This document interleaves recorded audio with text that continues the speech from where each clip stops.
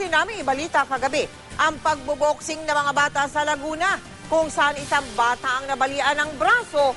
Humarap sa GMA News ang isa sa mga organizer ng naturang palaro. Humingi siya ng tawad at nangakong hindi na daw ito uulitin. Nakatutok si John Consulta.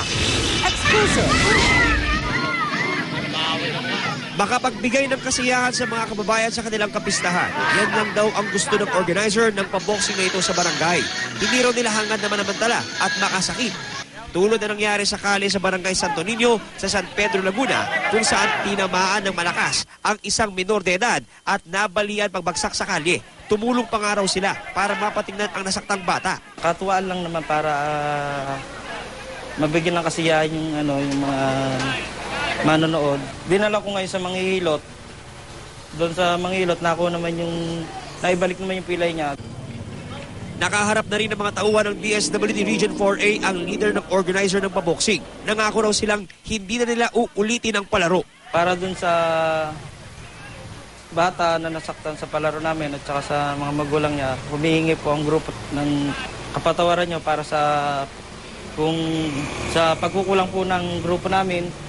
At pinapangako po na hindi na po maulit yon at wala na pong susunod doon na mangyayaring gano'n.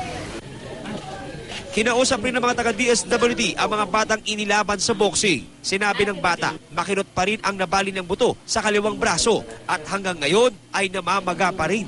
Matapos ang counseling, sabi ng DSWD, ipapatingin sa doktor ang bata. Patingin niya. Masakit pa hanggang ngayon?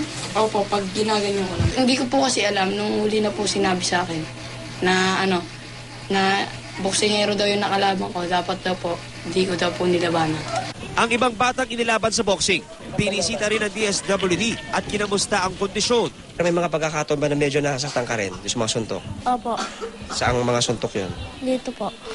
Saka lang dibdib din. Opo. Yung ba na lang nalaro, huwag ng boxing kasi delikado nga. Nagpatawag na rin ng Emergency Barangay Council meeting ang Barangay Santo Niño kasama mga tauhan ng DSWD. Dito na pagkasundo ang maglabas ng ordinansa para protektahan ang mga bata. Naging eye-opener po talaga itong nangyaring ito at ikayatin na rin po namin yung ibang mga barangay at mga bayan na magkaroon din po sana ng isa ring ordinansa para po sa kapakanan ng ating mga kabataan.